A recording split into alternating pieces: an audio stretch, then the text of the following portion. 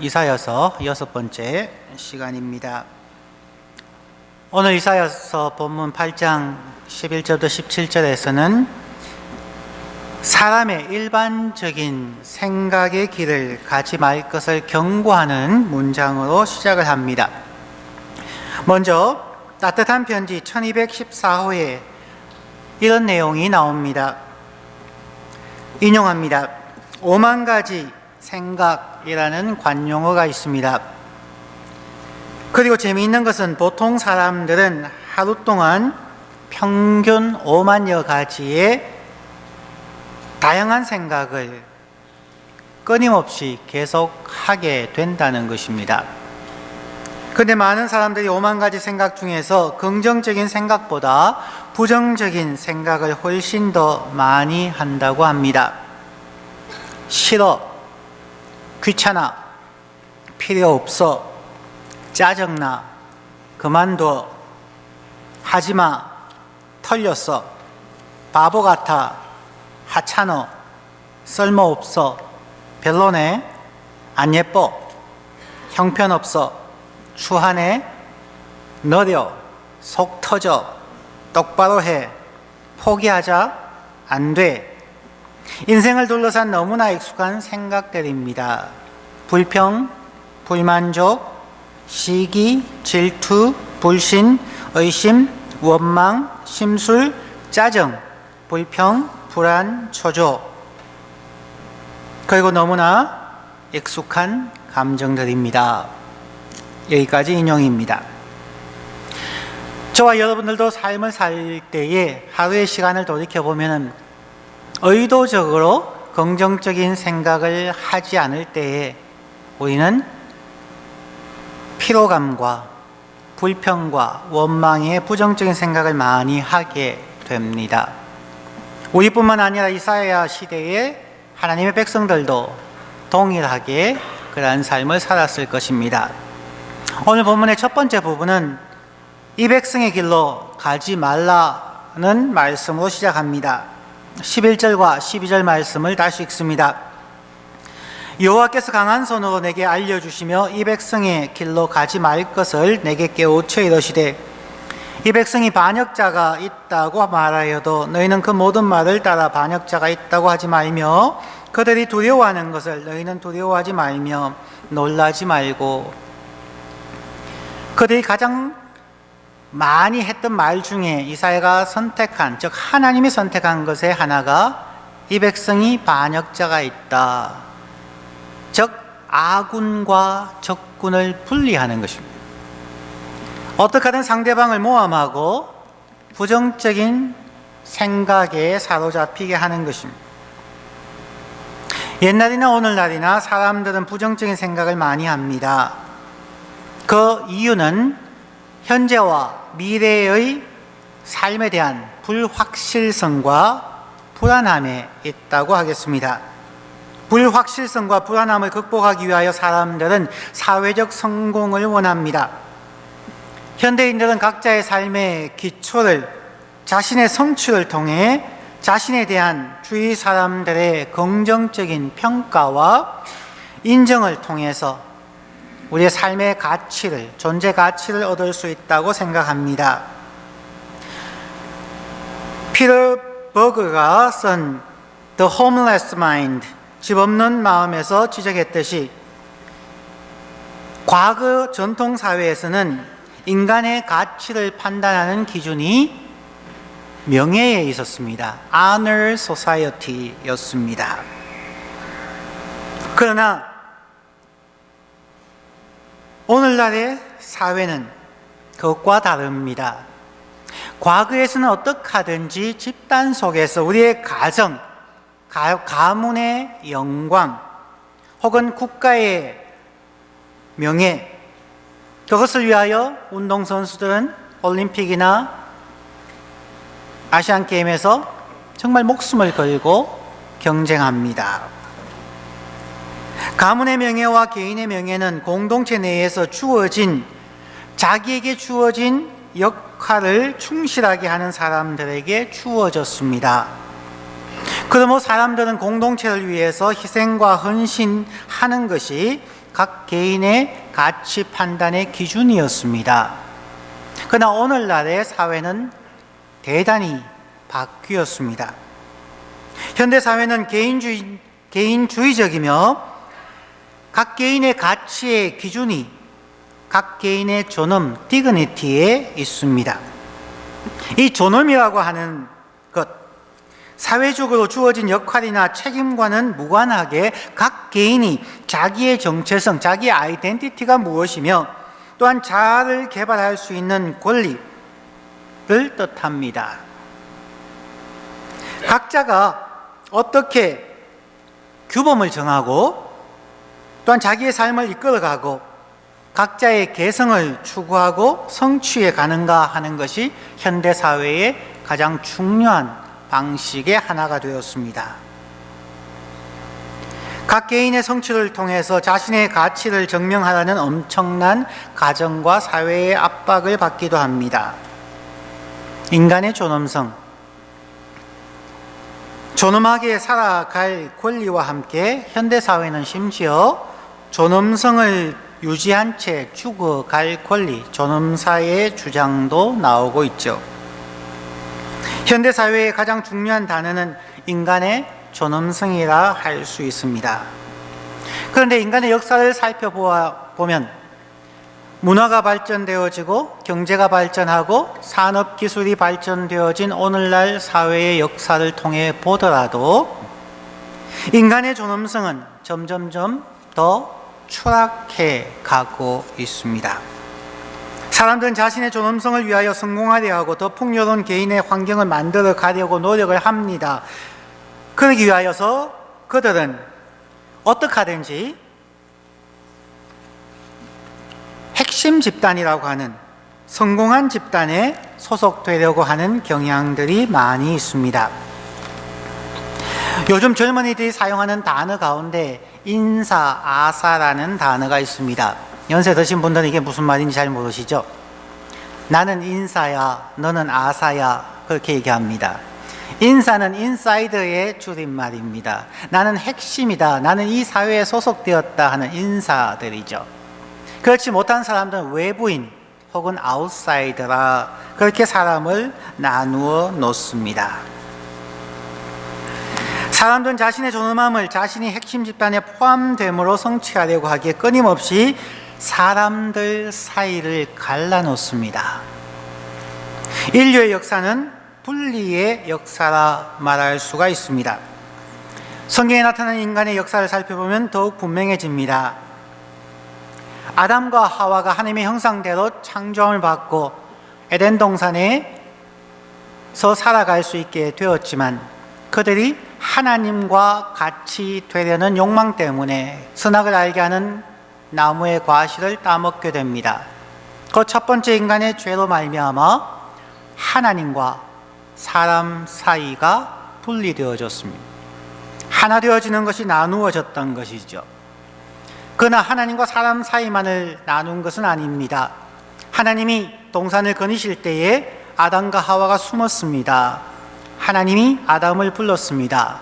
아담은 부끄러워서 숨었다고 말하죠. 그때 하나님이 그러면 너가 선악을 알게 하는 나무의 실과를 따먹었느냐?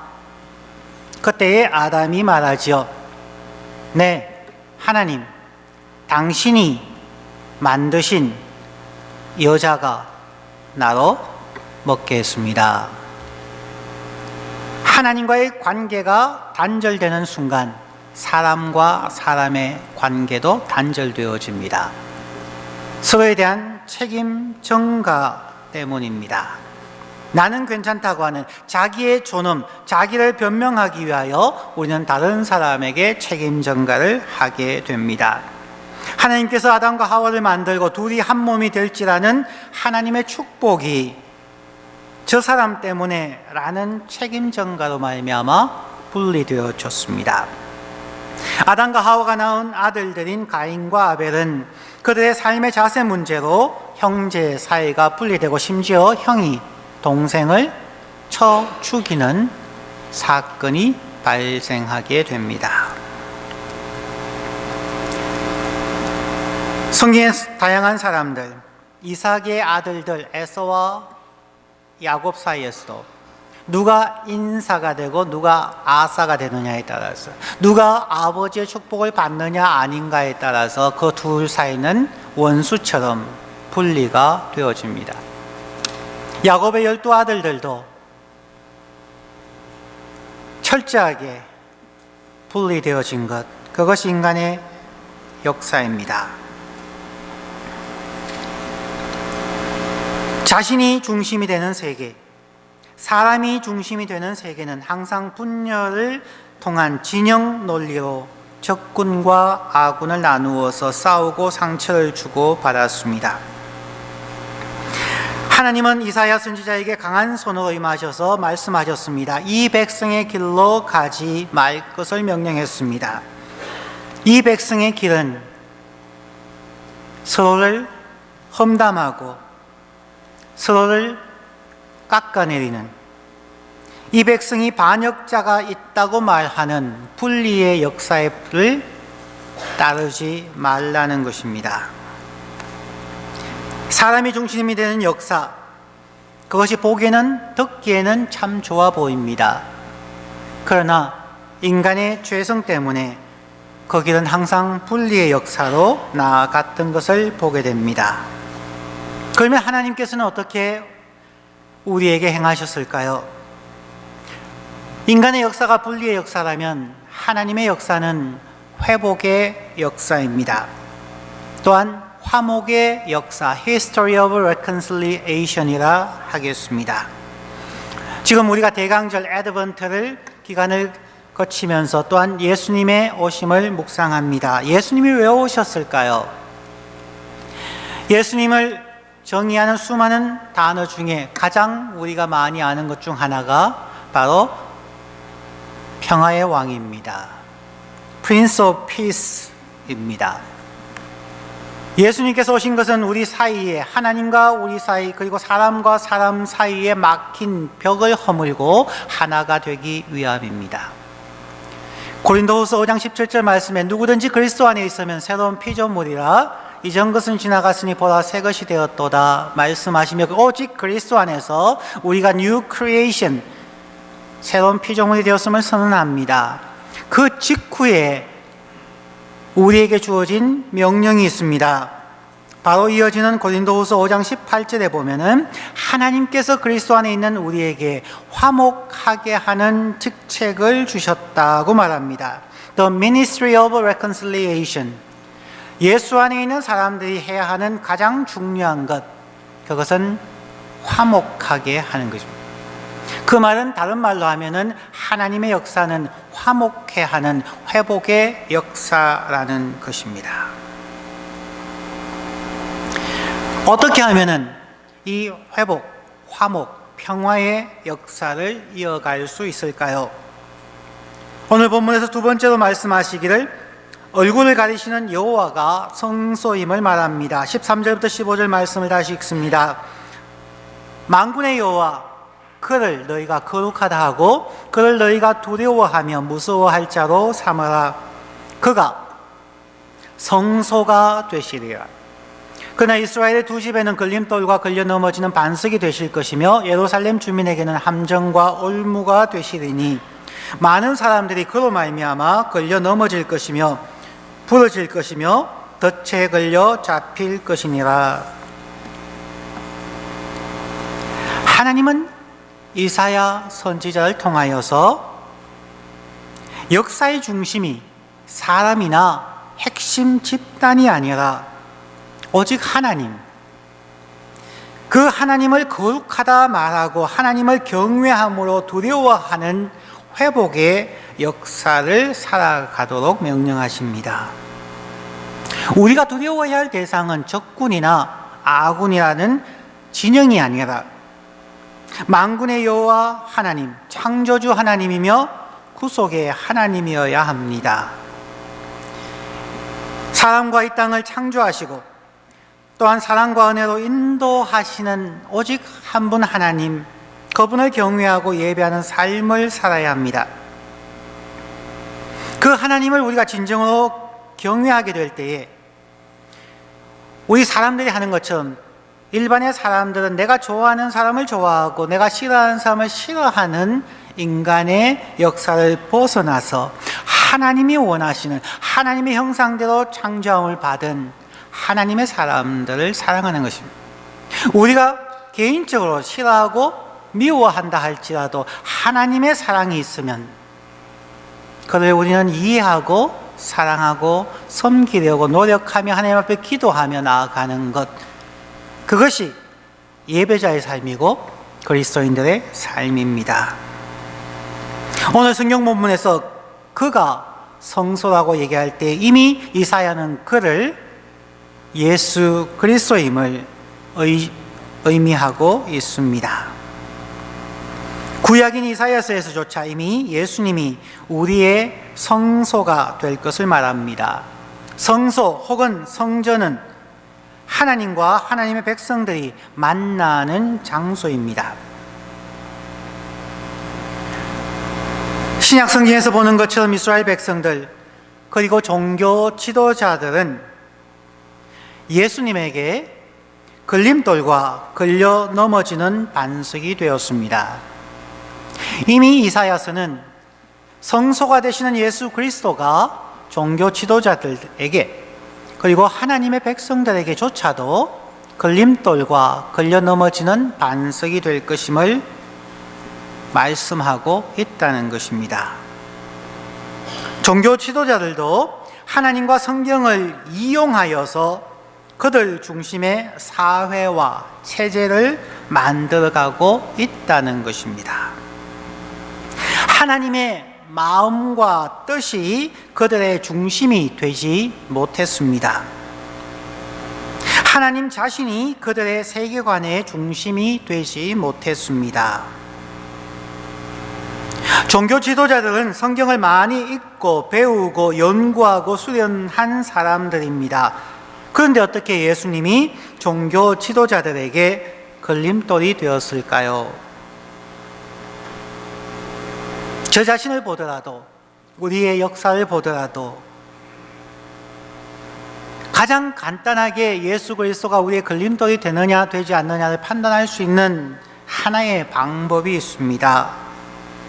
그것은 종교 지도자들의 성경 이해와 하나님 예배가 그들 주위의 사람들과 하나가 되게 하는가 분리되게 하는가 하는 것입니다.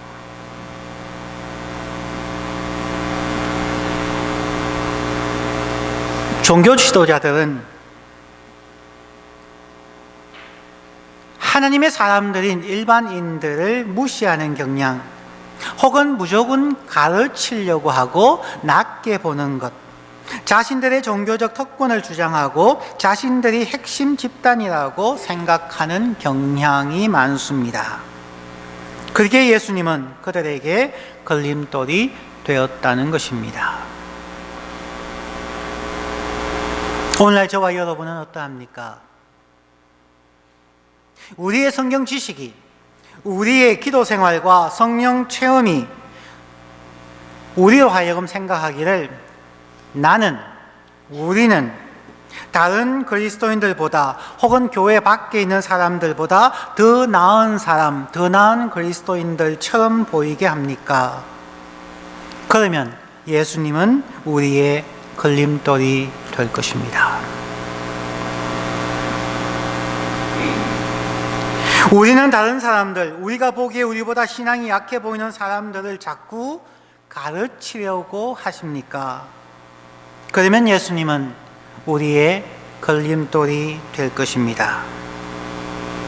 나를 혹은 우리 자신을 다른 집단과 분리되게 한다면 예수 그리스도는 우리의 성소가 되지 못하고 걸림돌이 되고 있다는 것입니다.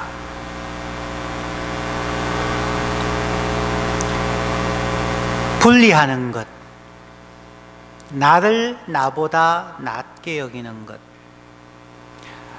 내가 핵심 집단에 속하였고 내가 썸바디라고 생각하는 그것이, 그 생각을 가지는 한 예수 그리스도는 우리의 걸림돌이 될 것입니다.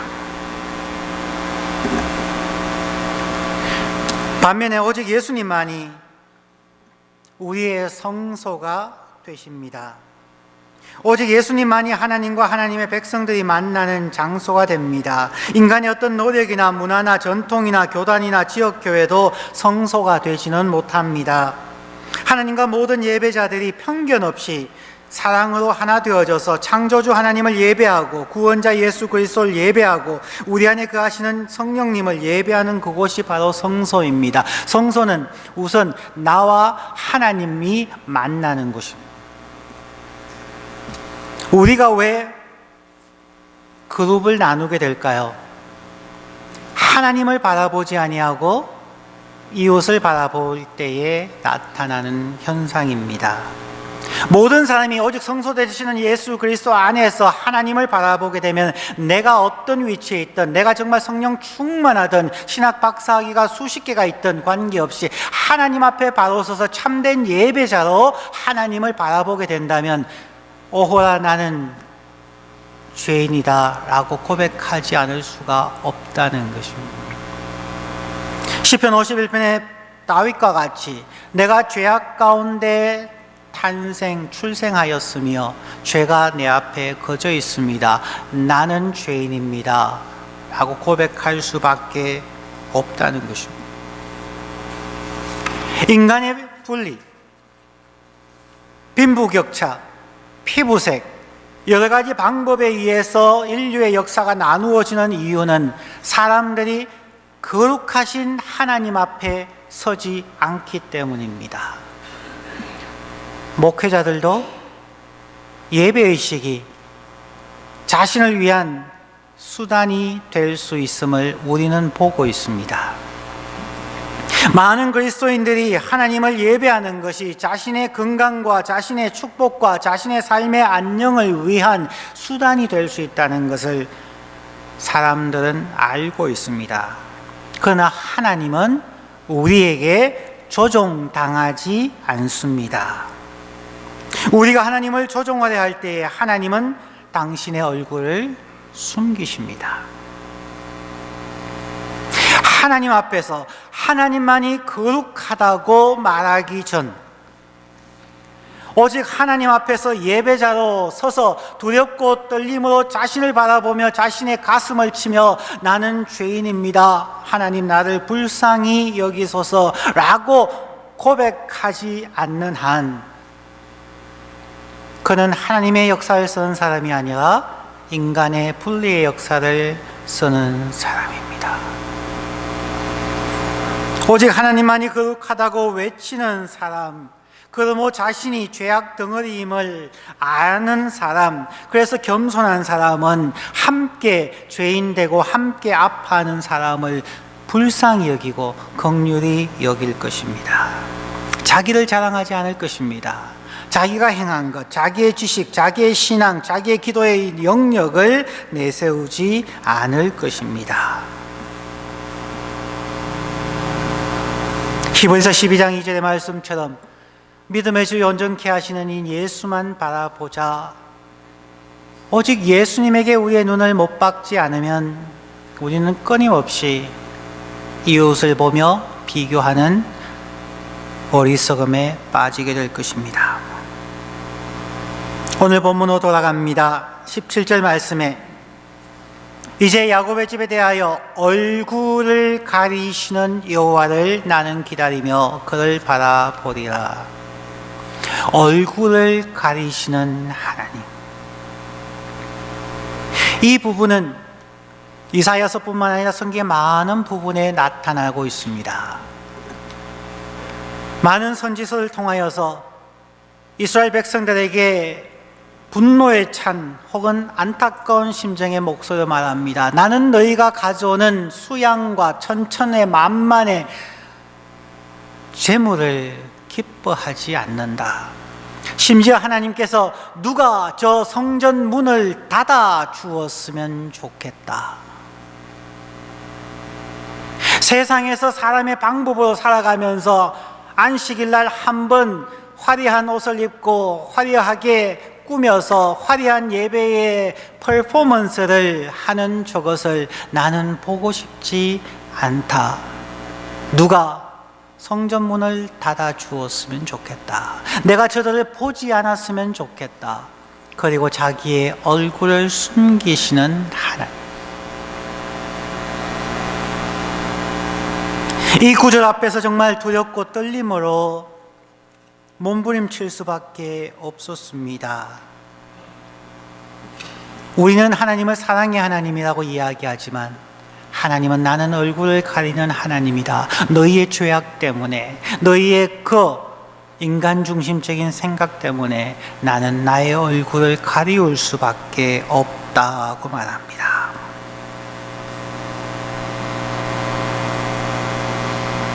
우리가 하나님을 진정으로 우리의 주님으로 인정하고 두려움으로 예배하지 않을 때 하나님은 얼굴을 가리신다는 것입니다. 우리의 기도에 귀를 막으실 수밖에 없다는 것입니다. 우리의 뜻이 이루어지는 것이 예배가 아닙니다. 오직 하나님의 뜻이 이루어지기를 소망하며 오직 하나님의 거룩함만을 찬양하는 것이 예배입니다. 그러기에 지난주에도 말씀드렸던 것처럼 출애굽기는 From slavery to service, 노예에서부터 예배자로 옮겨가는 과정이 출애굽입니다.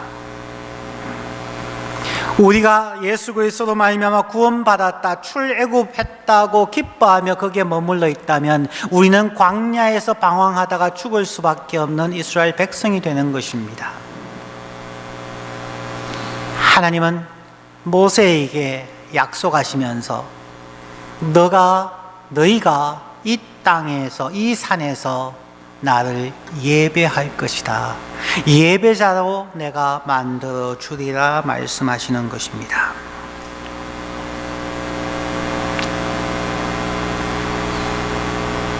신앙생활, 교회 생활이 항상 우리에게 복된 삶을 허락하는 것이 아닙니다. 어쩌면 힘들고 어려운 길이 될 가능성이 매우 높습니다. 우리가 원하는 삶이 이루어지지 않을 가능성이 더 많습니다. 풍요로운 삶보다는 나누는 삶, 사랑받기보다는 사랑해야 하는 삶, 이 백성의 길로 가지 않는 삶, 어쩌면 피곤한 삶일 수 있습니다. 실망하셨습니까? 하나님께 순종하는 삶, 이 백성의 길로 가지 않는 삶은 예수 그리스도의 삶에서 확연하게 나타납니다. 예수님은 하나님의 구원, 하나님의 사랑, 하나님의 샬롬을 위하여 헌신하는 삶이었습니다. 그는 모든 사람들을 위하여 사랑으로 하나님의 뜻을 가르치고 병자들을 치료하시고 분열된 사람, 차별받는 사람들의 친구가 되어 주셨습니다. 그러나 결국 사람들의 걸림돌이 되어서 배신당하시고 십자가에 달려 죽게 되었습니다. 십자가에 달려 죽으시는 예수님께서 절규하시며 부르짖습니다. 엘리 엘리 라마 사박다니, 나의 하나님 나의 하나님 어찌하여 나를 버리셨습니까? 예수 그리스도의 간절한 부르짖음, 절박한 부르짖음에 자신의 얼굴을 가리시는 하나님, 사람들의 죄로 말미암아 사람들에게 얼굴을 가리시는 하나님이 우리 모든 인간의 죄를 대신 감당하시고 십자가에 죽으시는 그 예수 그리스도의 울부짖음에 하나님이 얼굴을 돌리셨다는 것입니다. 우리가 받아야 할 형벌을 예수 그리스도가 대신 감당하시고 우리에게서 얼굴을 돌리실 하나님이 예수 그리스도에게서 얼굴을 돌리셨다는 것입니다. 우리 대신에 하나님의 뜻은 분리된 인간의 역사에서 하나님과 사람을 연결하는 구원이고 사람과 사람, 집단과 집단을 연결하여 하나 되게 하는 사랑의 사역이었습니다. 우리의 죄악 때문에 얼굴을 가려셔야 하는 그 하나님의 얼굴을 다시 우리에게 돌이키게 하기 위하여 예수 그리스도께서 이 땅에 오셔서 우리의 죄를 대신 지시고 우리가 달려야 할 그 십자가에 달리셔서 하나님의 얼굴에 외면을 당하시고 대신 죽으신 것입니다. 오늘 말씀을 정리하면서 우리에게 도전합니다. 성탄절이 다가옵니다. 지금은 애드벤트 강림절입니다. 어떤 예수를 원하십니까? 그 예수가 우리에게 크리스마스 트리 밑에 수많은 축복의 선물 꾸러미를 두기를 원하십니까? 아니면 예수 자신을 원하시며 예수의 뜻, 예수의 마음을 원하십니까? 우리의 성숙을 위하여서 얼굴을 가리시는 예수님, 우리의 삶 속에서 우리의 기도에, 우리의 예배에 적극적인 하나님의 반응이 없다고 생각되어질 때에 우리는 우리 자신을 돌이켜 보아야 합니다. 우리의 죄악으로 인해서 하나님이 얼굴을 가리우시는 것은 아닌지, 우리의 죄악 때문에 사람과 사람이 서로 얼굴을 외면하며 분리의 역사를 살아가고 있지 않은지, 이 성탄절날 예수 그리스도를 다시 재발견하시면서 그 예수 그리스도의 삶을 우리가 대신 짐으로 화목의 역사를, 회복의 역사를 감당해가는, 그리고 그 길을 묵묵히 인내하며 하나님의 역사를 이루어 가시는 저와 여러분이 되시기를 간절히 축원합니다. 기도하겠습니다.